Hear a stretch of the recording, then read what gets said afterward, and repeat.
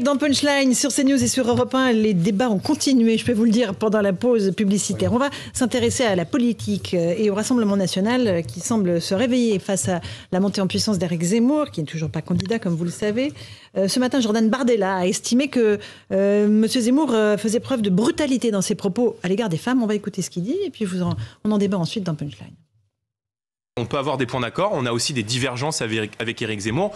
Je vous le disais, il a une forme de brutalité sur un certain nombre de sujets qui, moi, m'interpellent. Par exemple, sur la question des femmes. Je ne comprends pas qu'on soit si attaché à la civilisation française et qu'on en soit si éloigné dans la considération qu'on peut avoir des femmes. Lorsque je lis dans son dernier livre que les femmes, par exemple, sont le but et le butin de l'homme, lorsqu'il prend la défense de Dominique Strauss-Kahn en expliquant que de voir Dominique Strauss-Kahn menotté à New York, c'est la castration de tous les hommes français, lorsqu'il explique que les femmes ont une forme d'intelligence différente de celle des hommes, ou lorsqu'il explique par exemple que les femmes n'incarnent pas le pouvoir et qu'elles ne sont que des régentes, ce n'est pas cette idée que je me fais de la société. Voilà pour Jordan Bardella. Vous êtes d'accord avec lui, Prisca Thévenot, de La République en marche? Loin de moi l'idée de défendre Éric Zemmour. Je crois que je suis assez claire sur ça, mais là, c'est quand même un peu l'hôpital qui se fout de la charité. Enfin, eux, ils ont réussi... Alors, eux, ils disent qu'ils ont une candidate femme, évidemment. Voilà, mais c'est génial. Ils ont réussi, au Rassemblement national, ils ont réussi à faire quelque chose, c'est qu'ils ont invisibilisé les femmes. Il y en a une, ça c'est vrai, Marine Le Pen, et après... C'est pas rien, les candidates. Hein. Et après, il n'y a plus aucune femme. D'ailleurs, il n'y en a jamais eu. Donc, je veux dire... C'est quand même grandiose, ce côté du dénoncer ce qui se passe à côté sans regarder ce qui se passe chez soi. Oui, Éric Zemmour a un sujet avec les femmes, et d'ailleurs son livre Le sexe faible en parle de façon très claire, il y a un sujet. Le premier sexe, pardon. Mais de là à ce que Jordan Bardella vienne donner des leçons sur le féminisme à Zemmour, mais je veux dire, là on tourne en rond, ça devient lunaire. Hein. En même temps, c'est le signe, François Pupponi, que ça y est, le Rassemblement national a vu que le danger quand même était présent. Les sondages, non seulement on les donne désormais à touche-touche, mais il y a une vraie dynamique en la faveur du polémiste. Il était temps que le Rassemblement national réagisse. Oui, mais je ne suis pas sûr que la réaction à la fois du Rassemblement national, mais c'était vrai d'autres ce week-end, en attaquant Zemmour, au-delà de son programme, sur sa personnalité, sur ce qu'il pense, desservent Zemmour. Je pense que ça lui rend service. C'est-à-dire qu'on le met au niveau d'un vrai présidentiable. On va avoir les sondages qui sortiront en fin de semaine, mais je suis sûr que les attaques qu'il a subies ce week-end vont le servir. Bon. Attaquons-le sur les idées, sur son absence de programme, sur tout ce qu'on veut, d'accord. Mais attaquer la personne, moi je n'ai pas lu le livre de Zemmour, donc je ne sais pas exactement ce qu'il pense des femmes, mais voilà, l'attaquer sur tous ces sujets-là ne me paraît pas être la bonne stratégie. C'est quand même sur la question du féminisme, si les femmes n'incarnent pas le pouvoir. Les femmes sont un butin pour un homme. C'est bien entendu critiquable. Il faut le faire. C'est bien entendu critiquable. Il faut le faire. Bien entendu que c'est pas admissible. J'ai pas lu, mais s'il l'a dit, effectivement, c'est pas admissible. Non, s'il a écrit, c'est pas admissible. Mais on peut l'attaquer aussi sur sa conception, bien sûr des femmes, mais toutes les attaques dont il est l'objet depuis ce week-end, je pense que c'est le sentiment que un certain nombre de partis présidentiables sont en panique un peu parce que ils montent, et donc je suis pas sûr que c'est la bonne stratégie. On parle du Rassemblement national, on parlera tout à l'heure de La République en marche. Jean-Claude Dacier sur ce que dit. Monsieur Bardella. On a entendu Bardella. Je trouve que effectivement les positions qu'il a écrites d'Éric Zemmour sont pas faciles à porter quand même. On est dans un pays où les femmes votent. Oui, merci Jean-Claude. C'est magique comme phrase. Elles votent massivement. Ah oui, mais c'est ce que je voulais dire. Arrêtez, vous militez sans raison. Les femmes votent. On est dans un pays où les femmes votent depuis longtemps et elles votent massivement. C'est ce que je voulais dire. Je ne m'en étonnais pas. Et aller expliquer que c'est autre chose, que c'est une créature qui est un peu étrange et qui, bref, qui n'incarne pas le pouvoir. Tout ce qu'il peut dire sur les femmes, à mon avis, est dû à Merkel doit apprécier. Il y a eu les attaques, le soutien de Jean-Marie Le Pen. Là, je suis pas sûr que, quand même, ce soit pas là aussi assez dur à porter pour Éric Zemmour. Certes, il reprend dans non pas son programme, mais ses idées, il reprend pas mal ce que disait Jean-Marie Le Pen il y a quelques années. Néanmoins, la société a changé et je pense qu'il est sur un terrain où il faut qu'il fasse attention. Alors on verra. Pupponi pense que ça va plutôt le faire monter. Je ne le crois pas. Je pense que ça va finir quand même un certain nombre d'excès de langage. Il est évidemment maintenant attaqué par les socialistes, avec Martine Aubry, entre autres, attaqué par tout le monde, La République en marche, attaqué par certains au Front National. Marine Le Pen ne va pas laisser les choses déraper comme ça durablement. Je pense que la partie ne va pas être facile. Maître Golnadel, sur les propos brutaux d'Éric Zemmour sur les femmes. D'abord, il me paraît maintenant de bonne guerre que le Rassemblement national réplique à Éric Zemmour qui n'a pas spécialement épargné sa présidente. Est-ce que c'est une guerre intelligente ? Je n'en sais rien. Je vous parle au premier degré. Je sais pas ce que ça vaut. Est-ce que c'est intelligent également de s'en prendre au virilisme de Zemmour dans le cadre de l'électorat du Rassemblement national? Je ne le sais pas, mais il y a une chose dont je suis sûr, pardonnez-moi de vous le dire, c'est que la lecture au premier degré du livre de Zemmour que j'ai lu est une lecture, sinon malhonnête, en tous les cas mauvaise. C'est quoi le second degré dans la lecture du livre d'Éric Zemmour ? Il explique sans qu'on ait besoin d'une très grande exégèse, il explique qu'effectivement, en termes d'image, d'homme politique. Autrefois, l'homme politique, c'était l'homme politique qui était content d'utiliser son pouvoir politique un peu même aphrodisiaque à l'égard des femmes, et c'était une marque de prestige et pour l'homme et pour la femme. Et maintenant, dans la dernière partie de la période, on voit un mâle dominant qui est malheureusement avec des menottes, et il le note. C'est quoi les menottes ? Les menottes, quand il était à New York. On parlait de DSK, de Strauss-Kahn. Donc il note le formidable contraste. Il n'est pas en train, il n'est pas du tout en train de plaindre M. Strauss-Kahn. Il est d'ailleurs assez peu porté à la commisération. Okay. Sur les propos qu'a tenus M. Borrello de La République En Marche ce week-end, lors d'un meeting de pré-campagne, qu'est-ce que c'était La République En Marche ? Il évoque Éric Zemmour comme la peste brune, il est acclamé par la salle, il évoque un virus, une maladie. Presca Thévenot de La République En Marche, c'est comme ça qu'on combat un adversaire politique ? Je continue à le dire, et je l'ai déjà dit même pour Marine Le Pen en début d'année, où on parlait beaucoup de Marine Le Pen et peu d'Éric Zemmour. On combat les idées, on combat pas les gens. Donc voilà, j'étais sur scène. C'était samedi, effectivement, j'étais sur scène à ce moment-là. Oui, je dois dire que je suis pas spécialement à l'aise avec ça. Moi, je continue à dire que, et je vais rejoindre François Pupponi sur cela, Éric Zemmour, qu'il soit candidat finalement ou pas, etc., il faut le combattre sur ses idées. Alors oui, je dois admettre, et sans blague aucune, que c'est un peu compliqué parce qu'il n'y a qu'une seule idée, un seul sujet sur lequel il semble avoir des idées. Donc c'est compliqué d'aller sur les autres chantiers parce qu'on n'a pas d'idée de ce qu'il pense. Mais oui, il faut le combattre sur les idées. Et parce qu'il ne faut pas oublier qu'Éric Zemmour, derrière, il y a 9, 11, maintenant 15% d'intention de vote. Donc il y a des personnes qui écoutent ce qu'ils disent et qui ont envie de savoir ce qu'ils pensent sur un certain nombre de choses. Et qui n'est pas la peine de reprendre un vocable aussi stigmatisant. François Pupponi ? C'est une erreur. Moi, je suis vraiment très étonné de constater... Ce matin, je bois le café avec des amis, avec des gens, on discute. Tout le monde me parle de Zemmour. Et Zemmour, vous l'avez vu, vous le connaissez. On en parle en ce moment, vous avez remarqué ? En ce moment, on Zemmour, et alors que bon. Donc il interpelle les gens. Bon. Et plus entre guillemets les partis traditionnels vont taper dessus, et plus ça donnera le sentiment aux gens qui peuvent être intéressés que s'il lui tape dessus, c'est peut-être qu'il y a une raison. Voilà. Donc je pense que c'est l'erreur à faire. Après voilà, effectivement, son programme c'est lutter contre le grand remplacement et lutter contre l'islam. Moi, j'attends de le voir sur l'économie, sur l'Europe, sur l'international, sur le nucléaire, sur la lutte contre la délinquance. Parce qu'une fois qu'on a dit pour régler la délinquance, il faudra mettre tous les étrangers dehors, c'est un peu limité. Voilà, je l'attends sur les grands sujets et les grands thèmes et les grandes compétences régaliennes de l'État. Là, pour l'instant, je n'ai pas encore vu. Maître Gonadel, un mot sur les termes employés par ce responsable de La République En Marche. Je ne connais pas ce monsieur, donc je ne peux pas vous dire. Peut-être que je ne suis pas à même d'apprécier son intelligence, mais ce qu'il a dit est assez bête. Et moi, en tous les cas, je ne sais pas comment sont les autres, mais moi, j'ai tendance à vouloir toujours défendre les gens accusés excessivement. Oui. Moi, je n'aime pas, par exemple, qu'on nazifie les gens. Je ne nazifie que les nazis, par exemple. Donc, voilà. Donc, mais peut-être, à force de diaboliser, il y a quand même une partie, malheureusement, il y a une partie des gens, à la marge quand même, et je ne sais pas qui sont quand même impressionnés parce qu'impressionnables lorsqu'on diabolise quelqu'un.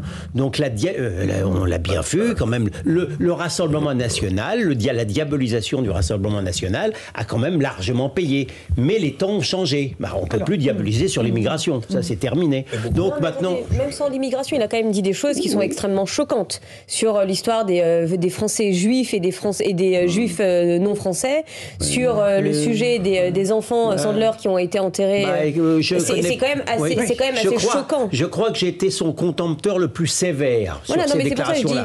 Donc vous mais bien entendu, j'ai même dit que par un étrange paradoxe, le Rassemblement national était maintenant comprenait davantage la chose juive et israélienne que Éric Zemmour, et c'est un drôle de paradoxe. Moi, j'ajouterais que Zemmour, il est sur un terrain qui n'est pas facile, mais qui est le plus facile néanmoins dans la campagne d'un futur encore président. Non candidat.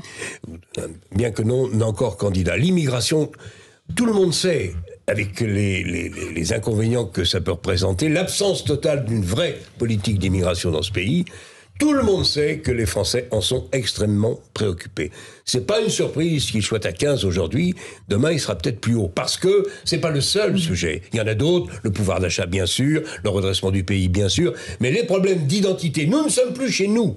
Alors, en gros, on va écouter Martine Aubry, Jean-Claude. C'est un sujet, que vous le vouliez ou non. Le grand remplacement. Mais alors, j'ai pas parlé du grand remplacement. Mais néanmoins, il en parle, lui. Quand vous voyez, oui, mais enfin, il y a aussi des éléments chiffrés objectifs entre les naissances des uns et les naissances des autres qui font réfléchir. Il est au cœur d'un des sujets qui préoccupent la maire de Lille, Martine Aubry, qui a tonné contre Éric Zemmour. Écoutez-la. Voilà. Et s'il y a quelque chose qui m'énerve aujourd'hui, c'est pas qu'on parle de Zemmour, parce que ça, c'est le délitement de notre société. Ce qu'on parle, c'est qu'on ne parle pas de ce qui intéresse les Français. On s'amuse à ces matchs de catch qu'on a tous les jours à la télé, de l'extrême gauche contre l'extrême droite, de l'extrême droite contre l'extrême droite. Mais où est la France dans tout ça? Où sont les Français? Et c'est ça qui nous disent quand ils vont plus voter, quand ils deviennent violents, quand ils disent il n'y a plus rien à faire que d'aller dans la rue et de tout casser. Moi, j'ai pas envie de cette société-là. Alors, Prisca Thévenot, de La République En Marche. Je voulais réagir sur... Qu'on parle d'immigration comme d'autres sujets, bien évidemment. Mais là, on parle. C'est quand même une niche. Vous n'en parlez pas beaucoup à La République En Marche. Si, on agit en fait. On agit pas plus tard que la semaine dernière. Il y a eu des annonces qui ont été faites justement sur les visas. Et c'est quelque chose qui n'est pas nouveau, puisqu'il y a de nombreux déplacements qui ont eu lieu sur ce sujet, et pas au cours des derniers mois, au cours de la dernière année. Donc si, on agit. Mais c'est pas aussi facile que ça. La preuve, c'est qu'on n'est pas les premiers à agir dessus, et qu'on va continuer, il faut continuer. Maintenant, ce que je veux dire, moi, ce qui m'embête, c'est que Éric Zemmour parle du grand remplacement et parle exclusivement de l'islam. Et ça, il faut pas l'oublier. Le grand remplacement, c'est un fantasme meurtrier.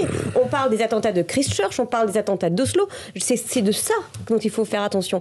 Et donc, on peut parler d'immigration, mais est-ce qu'on peut pas le faire de manière saine, posée, et en arrêtant de mettre une partie de la France au bord de la rue? Rapidement, et après, je laisse la parole à Maître Delaunay. Je ne partage pas l'avis de Martine Aubry. Éric Zemmour, il parle de deux sujets importants qui parlent aux Français, l'immigration et la place de l'islam. Les deux étant un peu liés, mais il y a aussi des différences. Et le problème des grands partis politiques que nous représentons, c'est que depuis des années, on n'en parle pas de ces sujets-là. Voilà. On n'a pas voulu parler de l'islam et de l'immigration parce qu'on laissait ça à Le Pen en disant surtout pas ça. Et ça, je pense que c'est une erreur historique. Il faut aussi qu'on en parle et qu'on dise les choses. Maître Golnadel. Non, mais sans m'énerver comme Martine Aubry, j'ai un peu de mal à entendre la gauche du Parti socialiste parler de délitement de la société. Parce que s'il y a vraiment des responsables de ce délitement de la société, de cette déstructuration de la société, de cette archipélisation de la France, de cette islamisation du 9-3, où il y a un remplacement, j'en parle en connaissance de cause, c'est justement cette gauche radicale ou cette extrême gauche. C'est la maire de Lille qui a fait les piscines séparées pour les femmes. Cette complaisance par rapport à l'islam et surtout à l'islamisme, c'est à Lille qu'il y a ce laboratoire-là qui est pas spécialement extraordinaire. Bon. Donc j'ai du mal à accepter ces grandes leçons sur le délitement de la société, sur le remplacement, permettez-moi de vous le dire. Je ne vois pas le rapport avec Christchurch, je ne le vois pas. Oui, mais je ne vois pas le rapport entre la notion de remplacement et Christchurch. Non, je ne vois pas le rapport entre ceux qui parlent de remplacement ou de grand remplacement et Christchurch. Je n'en vois pas. Mais une chose est certaine, lorsque Zemmour parle de remplacement, il ne parle pas d'un complot. Il constate simplement au niveau de la démographie ce que les gens honnêtes voient eux-mêmes. C'est-à-dire que les enfants issus de l'immigration ont plus d'enfants que ceux qui ne sont pas issus de l'immigration ? Donc moi, je suis en train de remplacer la France. Mais écoutez-moi, démographiquement, il y a un remplacement. Il n'y a pas d'autre. Mais je suis française. Excusez-moi. Non, mais parlons clairement. Non, mais c'est pour ça, je trouve que c'est important. Allons au fond du sujet. Moi, je suis une enfant issue de l'immigration. J'ai 2 enfants. J'ai des amis qui ne sont pas issus de l'immigration et qui, eux, n'ont même pas un enfant, qui n'en ont pas. Est-ce qu'ils sont en train de me dire, mais Prisca, tu es en train de participer au remplacement? C'est une question de nom. Non, mais moi, je pointe 2 choses. Non, mais en avoir 5, ça serait pareil. Non, mais on m'a posé une question. Vous avez 20 secondes.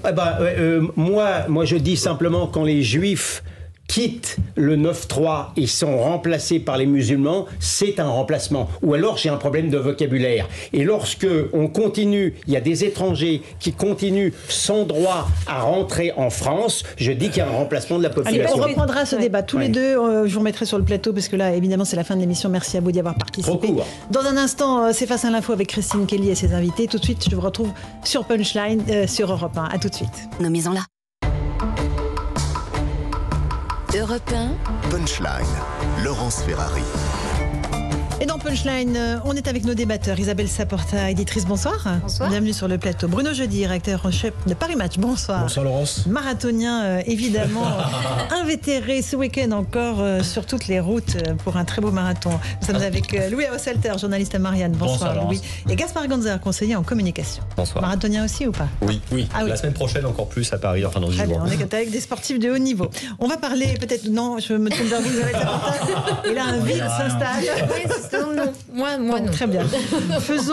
Concentrons-nous donc sur notre mission d'information. Elle est importante, notamment en ces moments où la campagne politique semble vibrer autour d'Éric Zemmour et de cette fameuse candidature qui n'est pas encore annoncée, mais qui rend tous les états-majors politiques hystériques. On va voir avec vous, Victor Chabert, bonsoir Victor, qu'Éric Zemmour concentre désormais les attaques et du Rassemblement national et de La République en marche. C'est bien cela ? Ennemi politique numéro 1, cela pourrait être le nouveau surnom d'Éric Zemmour. Le polémiste est crédité de 15% d'intention de vote dans un sondage paru vendredi. Il talonne Marine Le Pen et dépasse désormais le candidat des Républicains, quel qu'il soit. Pour le Rassemblement national, il est devenu un adversaire politique. Écoutez le président par intérim du RN, Jordan Bardella, ce matin sur CNews. On a aussi des divergences avec Éric Zemmour. Il a une forme de brutalité sur un certain nombre de sujets qui, moi, m'interpellent. Par exemple, sur la question des femmes. Lorsque je lis dans son dernier livre que les femmes, par exemple, sont le but et le butin de l'homme, qu'il explique, par exemple, que les femmes n'incarnent pas le pouvoir et qu'elles ne sont que des régentes, ce n'est pas cette idée que je me fais de la société. Cette remarque intervient dans un moment complexe pour le RN, notamment après les propos de Jean-Marie Le Pen qui soutiendra Éric Zemmour à la présidentielle s'il est mieux placé que sa fille. Une simple provocation pour les cadres du Rassemblement national. Éric Zemmour, ennemi politique numéro 1 pour LREM également. La majorité présidentielle était réunie en campus à Avignon ce week-end. Il a monopolisé les attaques. Non, monsieur Zemmour, il ne suffit pas de citer Talleyrand toutes les 3 phrases pour faire de vous un homme d'État. Nommons, et je le nomme, Éric Zemmour. Quelle honte il fait au débat politique et à la France. J'ai découvert un virus à 15%. Ça s'appelle l'arrivée de la peste brune. Les cadres d'En Marche tapent fort et c'est voulu. Ils ont une stratégie claire, raviver le clivage progressiste contre nationaliste, mis à mal par la dédiabolisation de Marine Le Pen. Avec Éric Zemmour dans le jeu, les soutiens d'Emmanuel Macron ont un nouveau meilleur ennemi, même si celui-ci n'est toujours pas officiellement candidat. Isabelle Saporta, on va parler d'abord des attaques de La République en marche. Quand on parle effectivement de la peste brune, d'un virus, d'un microbe, d'une maladie, est-ce qu'on emploie les bons termes, encore une fois, pour contrer un adversaire politique ? Non, je crois pas. Je crois pas que cette diabolisation d'Éric Zemmour va fonctionner. Je crois qu'au contraire, elle le fait progresser. Il a pris encore 4 points dans le dernier sondage qui vient de sortir. Il est très haut, il est entre 13 et 14%. Non, puis par ailleurs, moi, je vais vous dire un truc.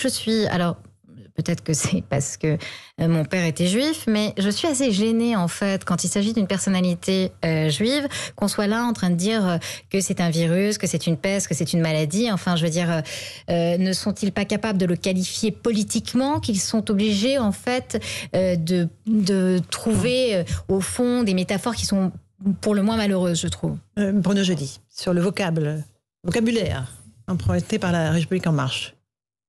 Je crois que ils auraient dû s'abstenir ce week-end. Je suis surpris qu'ils s'attaquent à Éric Zemmour et que ce soit un peu l'un des angles d'attaque qu'ils aient choisi pendant leur week-end de rentrée politique. Ils avaient sans doute mieux à faire. Éric Zemmour fait effectivement turbuler la pré-campagne présidentielle. Mais enfin, pour l'instant, s'il y a un camp qui est relativement protégé, c'est bien celui de La République en marche. ajouter de la panique alors que pour l'instant, non, je trouve qu'en plus c'est mal lire les sondages parce que quand on regarde bien, au fond, début juin, Marine Le Pen faisait à peu près 29-30 et début octobre, on est toujours à 29-30, sauf que les 29-30 se répartissent maintenant entre Marine Le Pen et Éric Zemmour. Donc on est dans un système de vases communicants d'une candidate dont les voix sont littéralement siphonnées par un concurrent d'extrême droite, Éric Zemmour, et ça c'est assez incroyable. D'ailleurs, un siphonnage aussi rapide, c'est presque du jamais vu. Donc pour l'instant, on est dans ce jeu de vases communicants. Rien ne dit que demain, c'est pas LR qui va aussi en être victime, mais aujourd'hui, on est plutôt dans ce périmètre-là. Que vient faire La République En Marche sur ce périmètre qui est loin du sien? Honnêtement, ils avaient peut-être d'autres choses à faire. Je comprends pas trop l'agressivité Christophe Castaner et d'autres ce week-end. Wildo et Aussalter? Stratégiquement, l'émergence de Zemmour risque quand même de remettre en cause le plan, ou en tout cas le scénario qui se dessinait le plus pour eux, qui est le duel Macron-Le Pen, en tout cas la répétition du duel. Or, il n'y a pas un seul sondage depuis le début du quinquennat qui donne Emmanuel Macron perdre face à Marine Le Pen. Les sondeurs qui ont testé d'autres second tours trouvent que Emmanuel Macron peut perdre en revanche face à d'autres candidats, en l'occurrence Bertrand, éventuellement Pécresse. Éric Zemmour n'est pas testé, il n'est pas testé, et pour l'instant c'est normal puisqu'il n'est pas en situation encore d'être au second tour. Mais du coup, là je parle uniquement en termes tactiques, mais pour le camp d'Emmanuel Macron, il se retrouve face à une histoire qui n'est plus écrite d'avance, du tout. Pas que tout le monde disait chez les partisans d'Emmanuel Macron que de toute façon ce serait Le Pen, que tout était écrit d'avance. Il restait assez prudent, mais en cette rentrée, il y a une bonne nouvelle pour eux, c'est qu'effectivement le président a un socle, c'est solide, c'est à 23-24% d'intention de vote. Il a plutôt une bonne cote de popularité compte tenu de la crise qui vient de traverser du moment du quinquennat. Mais en revanche, en face de lui, le paysage s'éclate, se recompose, se remodèle, et donc du coup, ils doivent essayer de se prévenir de tous les côtés, parce que ce ne sera pas forcément le duel face à Marine Le Pen, y compris peut-être parce qu'un grand nombre de Français n'en veulent pas. Gaspard Gonzère, on entre en terre inconnue là pour La République En Marche. Oui, je pense que rien ne se passe jamais comme prévu dans une élection présidentielle et que le scénario écrit à l'avance ne se réalise pas, donc on n'aura certainement pas Marine Le Pen face à Emmanuel Macron au second tour. Pourquoi est-ce que La République En Marche fait ça ce week-end? Alors probablement parce que ça s'impose à eux et qu'ils n'arrivent pas à résister à la tentation d'entrer dans la polémique. Il y a peut-être une autre lecture. Ça peut peut-être être profitable pour eux de changer d'adversaire. Emmanuel Macron gagne face à Marine Le Pen, il gagnerait probablement face à Éric Zemmour. Donc peut-être qu'ils peuvent se dire qu'en faisant grandir ce nouvel ennemi, ça continue, excusez-moi l'expression, de bordéliser à l'extrême droite et à droite, et que pendant ce temps-là, il est difficile pour un candidat des Républicains d'émerger. Je suis pas sûr cependant que le sens tactique ou le cynisme aille jusque-là. Je pense que tout le monde est un peu dépassé par le phénomène Zemmour qui doit d'ailleurs dépasser son auteur lui-même, le principal protagoniste qui ne devait pas s'attendre à gagner 10 points dans les sondages en un mois. On va attendre combien de temps ça dure et comment les gens s'adaptent. Et sur le Rassemblement National qui se réveille, qui lance ses premières attaques frontales sur les femmes, brutalité dans les propos. Je dois vous dire qu'il y a quelque chose qui me réjouit dans cette histoire, même si j'aurais préféré que ce ne soit pas l'initiative d'Éric Zemmour, c'est que la petite rente d'extrême droite du Rassemblement National, qui dure depuis maintenant 30 ans, soit en train de s'affaisser. Moi, je ne me plaindrai jamais que Marine Le Pen, après son père, se retrouve dans la difficulté. C'est tant mieux. Isabelle Saporta, sur la brutalité évoquée par Jordan Bardella à l'encontre d'Éric Zemmour sur les femmes. Je trouve que ça manque pas de piquant, au fait, que le Rassemblement National devienne aujourd'hui les grands défenseurs de la cause féminine et féministe. Ils ont une candidate femme, Ils ont une candidate femme, vous avez parfaitement raison. D'ailleurs, c'était ce qui avait bloqué, rappelez-vous, Hidalgo, qui disait qu'il y avait une candidate femme et que c'était elle, mais que Le Pen, c'était pas tout à fait une femme, parce que vraiment, ça valait pas quand on était d'extrême droite. Enfin, je vois pas d'où on perd sa féminité quand on est d'extrême droite. Mais ce que je veux dire, c'est que là où on a quand même quelque chose de très intéressant, et c'est ce que soulignait Gaspard Gonzère, c'est qu'au fond, l'extrême droite n'est plus l'extrême droite, elle est plus assez à droite. La normalisation de Marine Le Pen a tellement bien fonctionné que pour le militant d'extrême droite, au fond, elle ne vaut plus. Donc ils sont en train de chercher quelqu'un de plus radical. Effectivement, c'est Zemmour qui défend un espèce de patriarcat complètement sépia et dépassé, qui est sur des batailles complètement délirantes sur les prénoms, sur son islamophobie qui est récurrente. Et donc au fond, il est en train de les dépasser par la droite. Moi, par contre, Gaspard, je suis pas aussi rassuré que vous l'êtes sur ce second tour. Zemmour. La question se pose, vous avez raison. Zemmour-Macron. Parce que, je veux dire, qu'est-ce qu'il emporte, de l'anti-Zemmour ou de l'anti-Macron? Moi, j'ai peur qu'on ait un taux d'abstention énorme et record, avec des gens qui se disent, au fond, ça n'est pas mon combat. Le taux d'abstention aurait été fort aussi, serait fort aussi avec Marine Le Pen. À la présidentielle. En général, il est moins fort qu'aux régionales ou aux européennes. Moi, je crois, Laurence, je crois le contraire. Je pense que cette présidentielle aujourd'hui, sur une offre politique d'un Emmanuel Macron qui retrouverait, ce qui maintenant semble moins certain, Marine Le Pen, on serait sur un niveau d'abstention sans doute élevé. Il ne faut pas non plus se leurrer. Ce qui s'est passé sur les élections intermédiaires, c'est pas seulement des accidents, c'est une tendance, à mon avis, assez importante. On reprend ce débat sur l'abstention dans quelques instants, juste après une courte pause dans Punchline. À tout de suite sur Europe 1.